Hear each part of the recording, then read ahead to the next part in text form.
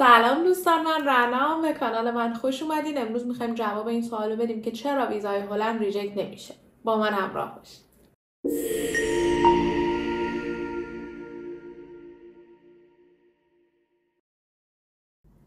خب بله، این واقعیت وجود داره که یه سری از ویزاهای هلند احتمال ریجکتشون نزدیک به صفره.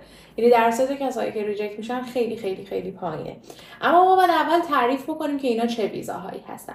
ویزاهای هلند که ریجکت نمیشن عموما 3 دسته ویزاها هستن. 1 ویزای تحصیلی، 2 ویزای کاری و 3 ویزاهای الحاق و ویزاهای همراه هستن.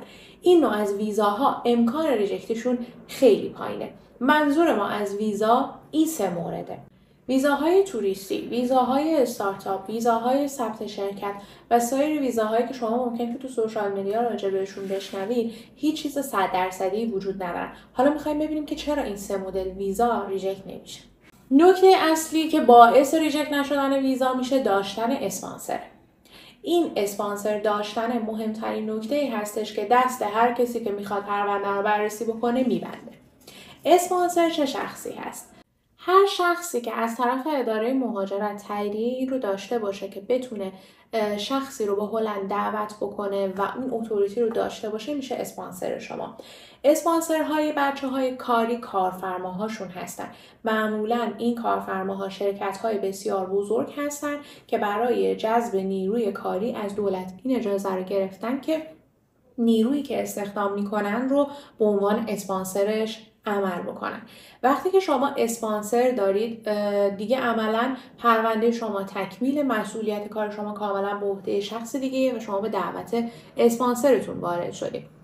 در مورد ویزاهای کاری ما با اینکه توی ویدیوهای قبلی صحبت کردیم که امکانش خیلی پایینه که بشه آفر کاری پیدا کرد که شخص اسپانسر شما باشه، در 15 تا 20% مواقع این اتفاق میفته و کارفرما به خاطر اینکه اجازه داره و میتونه کارهای کاغذبازی و اداری شما رو انجام بده به عنوان اسپانسر شما دعوت میکنه از شما و شما عملا صرفا یعنی خودش کارهای ویزاتون رو انجام میده و شما میرین عملا فقط صرفا ویزاتون رو دریافت میکنید.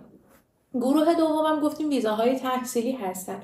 ویزاهای تحصیلی هم در صورتی که از طرف دانشگاه‌های هلند، حالا فرقی نمی‌کنه این دانشگاه خصوصی باشه یا دانشگاه دولتی باشه، اگر از اداره مهاجرت سرتیفای شده باشه که دانشجوی خارجی بپذیره، خود دانشگاه کارهای ویزای شما رو عملاً پیگیری میکنه. وقتی که یک نهاد علمی به این معتبری عملاً میاد و از شما دعوت میکنه، قطعاً از قبل با شما مصاحبه کرده.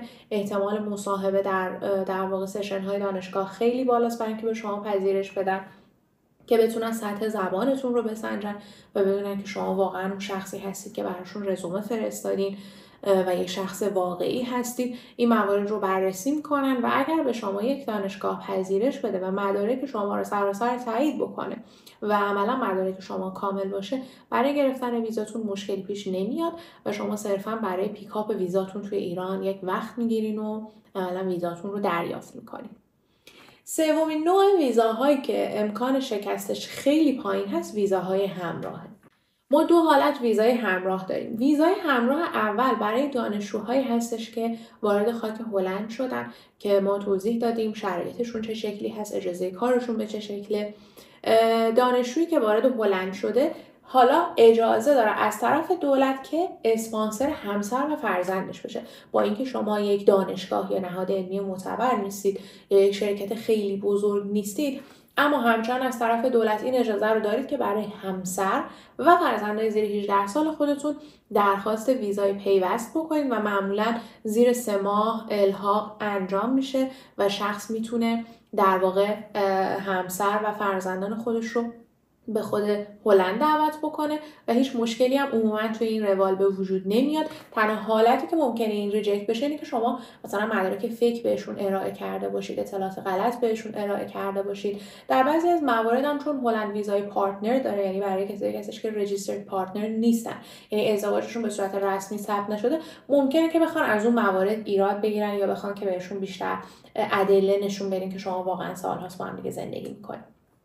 اما در حالتی که دانشجو هستید شما این اجازه رو دارید که مثل یک اسپانسر همسرتون رو دعوت بکنید. در نوع دوم ویزاهای همراه مختص کسایی هستش که در هلند اقامت دارن. این افرادی هستن که اقامت یا پاسپورت هلند رو دارن، اینجا زندگی میکنن، باید ثابت بکنن که منبع درآمدی دارن و کار میکنن، یک منزل مسکونی دارن که اجازه رجیستر کردن 2 نفر رو توش در واقع دارن و یک ازدواج واقعی و رسمی با شخصی دارن که در ایران زندگی میکنه یا حالا از کشورهای دیگه بخوان بیان. این فرد باید نشون بده که در واقع محل سکونت فعلیش هلند هستش و توی هلند زندگی میکنه، شغلی داره که بتونه از پس مخارج خودش و همسرش بر بیاد و عملا محلی داره که همسرش بخواد توی اون محل بیاد و سکونت بکنه. در این حالت این شخص چه ایرانی باشه چه هلندی باشه، در صورتی که اقامت قانونی در هلند داشته باشه و منابع درآمدی و حساب‌های بانکی شفاف باشه، عملا این اجازه رو داره که ویزای همراه خودش رو در واقع درخواست بده و از ایران همسرش رو دعوت بکنه به خاک هلند. روال اداری ویزاهای همراه معمولا در حالت دانشجویی که گفتیم زیر 3 ماهه، در حالت حالا کسایی که اینجا زندگی میکنن باز اگر مثل دانشجوها شرایطشون شفاف و واضح باشه باز تا 3 ماه زمان میبره که به نتیجه برسه. اما در مورد ویزاهای کاری یک زمان دقیق و ثابتی وجود نداره و این کاملا بستگی به این داره که در واقع اون کارفرما چجوری با چه سرعتی مدارک شما رو بررسی بکنه. در مورد دانشجوها هم همینطور. خود دانشجوها زمانی که وارد میشن خب اکثرا میبینیم 1 هفته تا 10 روزه ویزاهاشون پروسه میشه، به خاطر اینکه خب مجبور هستن به یک ددلاینی دانشجوها رو برسونن و یک ترمی دارن که مجبورن بهش برسن. به خاطر همین ویزاهای دانشجو معمولا کمتر از 1 ماه اتفاق میفته. درسته که قانونا این حق رو دارن که تا 3 ماه زمان بدن به این کار، اما داریم میبینیم که این موضوع در اولویتشون هست نسبت به ویزاهای همراه یا حالا موارد دیگه و معمولا زیر 2 هفته به شما پاسخ میدن که ویزاتون تایید شده. در مورد کارفرما هم همونطوری که گفتیم باید ببینیم که کارفرما با چه سرعتی کار شما رو انجام میده، چقدر اعلام نیازش سریع هستش، چقدر خودشون حالا حوصله کاغذبازی و کار اداری دارن و این موضوع ممکنه تا 6 ماه زمان ببره.